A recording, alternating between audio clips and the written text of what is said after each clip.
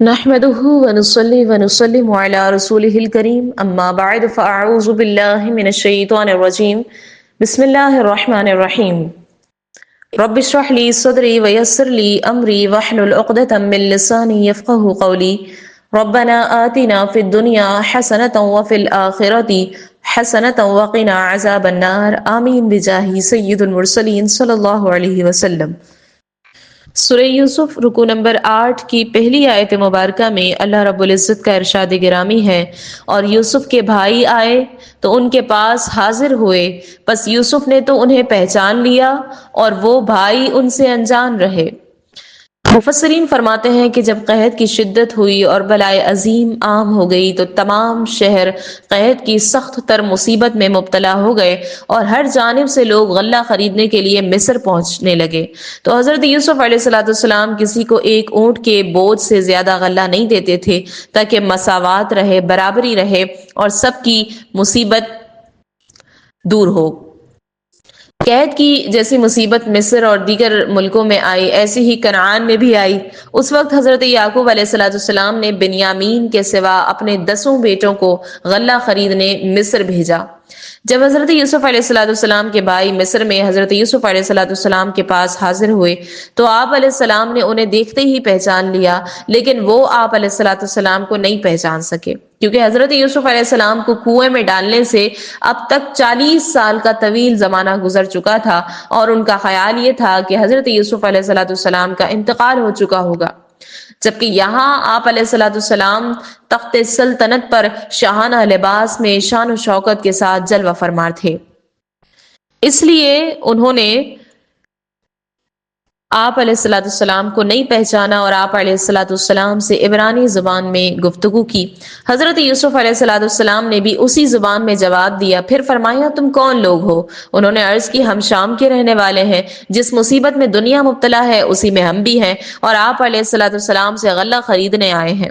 حضرت یوسف علیہ السلام نے فرمایا کہیں تم جاسوس تو نہیں ہو؟ انہوں نے کہا ہم اللہ تعالیٰ کی قسم کھاتے ہیں کہ ہم جاسوس نہیں ہیں، ہم سب بھائی ہیں، ایک باپ کی اولاد ہیں، ہمارے والد بہت بزرگ زیادہ عمر والے صدیق ہیں، ان کا نام نامی حضرت یعقوب علیہ السلام ہے اور وہ اللہ تعالیٰ کے نبی ہیں۔ حضرت یوسف علیہ السلام نے فرمایا تم کتنے بھائی ہو؟ انہوں نے جواب دیا ہم 12 بھائی تھے، لیکن ایک بھائی ہمارے ساتھ جنگل گیا تو وہ ہلاک ہو گیا تھا، وہ والد صاحب کو ہم سب سے زیادہ پیارا تھا۔ حضرت یوسف علیہ السلام نے فرمایا اب تم کتنے ہو؟ عرض کی 10۔ پھر فرمایا 11واں کہاں ہے؟ انہوں نے جواب دیا وہ والد صاحب کے پاس ہے، کیونکہ ہمارا جو بھائی ہلاک ہو گیا تھا وہ اسی کا حقیقی بھائی ہے، اب والد صاحب کو کی اسی سے کچھ تسلی ہوتی ہے۔ اگلی آیت کریمہ میں فرمایا گیا اور جب یوسف نے ان کا سامان انہیں مہیا کر دیا تو فرمایا کہ اپنا سوتیلا بھائی میرے پاس لے آؤ، کیا تم یہ بات نہیں دیکھتے کہ میں ناپ مکمل کرتا ہوں اور میں سب سے بہتر مہمان نواز ہوں؟ تو اگر تم اس بھائی کو میرے پاس نہیں لاؤ گے تو تمہارے لیے میرے پاس کوئی ماپ نہیں اور نہ تم میرے قریب بھٹکنا۔ انہوں نے کہا ہم اس کے باپ سے اس کے متعلق ضرور مطالبہ کریں گے اور بے شک ہم ضرور یہ کریں گے۔ حضرت یوسف علیہ السلام نے ان بھائیوں کی بہت عزت کی اور بڑی خاطر مدارت سے ان کی میزبانی فرمائی، ان میں سے ہر ایک کا اونٹ غلے سے بھر دیا اور سفر کے دوران جس چیز کی ضرورت درپیش ہو سکتی تھی وہ بھی عطا کر دی۔ جب حضرت یوسف علیہ السلام نے ان کا سامان انہیں مہیا کر دیا تو ان سے فرمایا تم اپنے جس بھائی کو والد محترم کے پاس چھوڑ آئے ہو اس کو لے کر آؤ گے تو اونٹ غلہ اس کے حصے کا اور زیادہ دوں گا، اور کیا تم دیکھتے نہیں کہ میں سب سے بہتر مہمان نواز ہوں؟ اور اگر تم اس بھائی کو میرے پاس نہیں لاؤ گے جو تمہارے والد کے پاس موجود ہے تو تمہارے لیے میرے پاس کوئی غلہ نہیں اور نہ تم غلہ حاصل کرنے کے لیے میرے قریب بھٹکنا۔ حضرت یوسف علیہ السلام کے بھائیوں نے کہا ہم اس کے باپ سے اس کے متعلق ضرور مطالبہ کریں گے اور خوب کوشش کریں گے یہاں تک کہ ہم اسے لے آئیں، اور بے شک ہم ضرور یہ کام کریں گے جس کا آپ نے ہمیں حکم دیا ہے۔ پھر اگلی آیت مبارکہ میں فرمایا گیا اور یوسف نے اپنے غلاموں سے فرمایا ان کی رقم بھی ان کی بوریوں میں واپس رکھ دو تاکہ جب یہ اپنے گھر واپس لوٹ کر جائیں تو اسے پہچان لیں تاکہ یہ واپس آئیں۔ یعنی حضرت یوسف علیہ السلام نے اپنے غلاموں سے فرمایا کہ ان لوگوں نے غلے کی جو قیمت دی ہے غلے کے ساتھ ساتھ وہ رقم بھی ان کی بوریوں میں واپس رکھ دو تاکہ جب وہ اپنا سامان کھولیں تو اپنی جمع شدہ رقم انہیں مل جائے اور قحط کے زمانے میں کام آئے۔ یہ رقم پوشیدہ طور پر ان کے پاس پہنچے تاکہ انہیں لینے میں بھی شرم بھی نہ آئے اور یہ کرم اور احسان دوبارہ آنے کے لیے ان کی رغبت کا باعث بھی ہو۔ اس سے معلوم ہوا کہ جب رشتہ داروں کو کسی چیز کی حاجت اور ضرورت ہو تو ان کی مدد کرنی چاہیے۔ قرآن مجید فرقان حمید احادیث مبارکہ میں باقاعدہ اس کی ترغیب ہمیں دی گئی ہے۔ رشتہ داروں کو دینے سے متعلق اللہ تبارک و تعالی فرماتا ہے، آیت کریمہ ہے، ان اللہ یأمر بالعدل والاحسان وایتاء ذی القربى وینہی عن الفحشاء والمنکر والبغی یعظکم لعلکم تذکرون۔ بے شک اللہ عدل اور احسان اور رشتہ داروں کو دینے کا حکم فرماتا ہے اور بے حیائی اور ہر بری بات اور ظلم سے منع فرماتا ہے، وہ تمہیں نصیحت فرماتا ہے تاکہ تم نصیحت حاصل کرو۔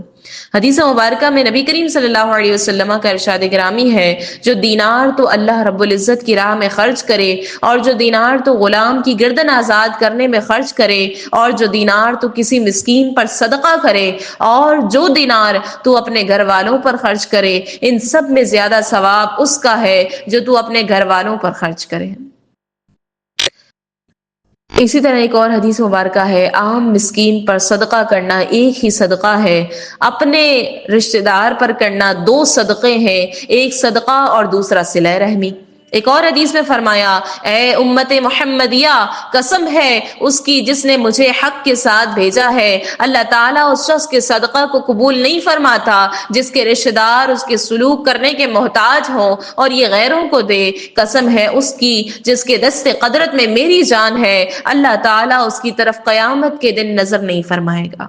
اللہ تبارک و تعالی ہمیں ضرورت مند رشتہ داروں کی مدد کرنے کی توفیق عطا فرمائے، ہمیں اپنے رشتہ داروں کے ساتھ حسن سلوک کے ساتھ پیش آنے کی توفیق مرحمت فرمائے۔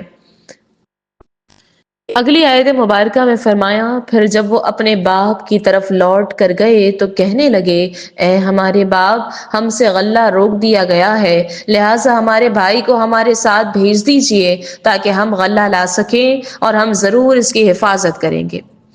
جب حضرت یوسف علیہ السلام کے بھائی اپنے والد محترم حضرت یعقوب علیہ السلام کے پاس لوٹ کر گئے تو بادشاہ کے اس نے سلوک اور اس کے احسان کا ذکر کرتے ہوئے کہا کہ اس نے ہماری وہ عزت اور تکریم کی کہ اگر آپ علیہ السلام کی اولاد میں سے کوئی ہوتا تو وہ بھی ایسا نہیں کر سکتا۔ جب حضرت یعقوب علیہ السلام نے فرمایا، اب اگر تم بادشاہ مصر کے پاس جاؤ تو میری طرف سے سلام پہنچانا اور کہنا کہ ہمارے والد تیرے حق میں تیرے اس سلوک کی وجہ سے دعا کرتے ہیں۔ انہوں نے عرض کی،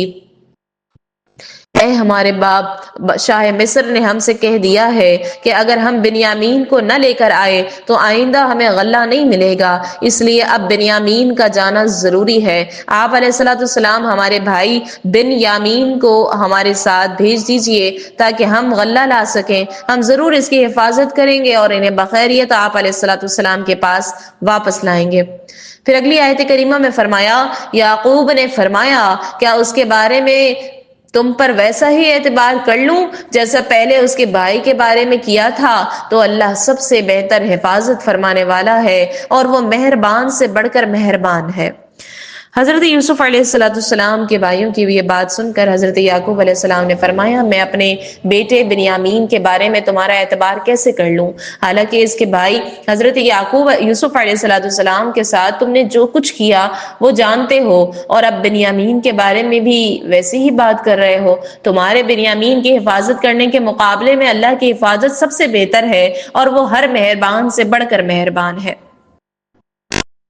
مخلوق کے مقابلے میں یقیناً اللہ کی حفاظت ہی سب سے بہتر ہے، اس لیے ہر مسلمان کو یہ چاہیے کہ وہ اپنی جان، مال، اولاد اور دین و ایمان وغیرہ کی حفاظت سے متعلق حقیقی اعتماد اور بھروسہ اللہ تعالیٰ پر کرے، کیونکہ دیگر لوگ حفاظت کے معاملے میں آلات اور اسباب کے محتاج ہیں، جبکہ اللہ تعالیٰ تمام امور اور ہر طرح کے حالات میں اسباب و آلات سے غنی اور بے نیاز ہے۔ اور جن کی حفاظت اللہ تعالیٰ اپنے ذمہ کرم پر لے لینا، یا جنہیں اللہ تعالیٰ کی حفاظت میں دے دیا جائے، ان کی حفاظت سے متعلق اور بن یامین کو لے آنا تمہاری طاقت سے باہر ہو جائے۔ جب انہوں نے حضرت یعقوب علیہ السلام کو اللہ تعالیٰ کی قسم کھا کر عہد دے دیا تو حضرت یعقوب علیہ السلام نے فرمایا، جو ہم کہہ رہے ہیں اس پر اللہ نگہبان ہے۔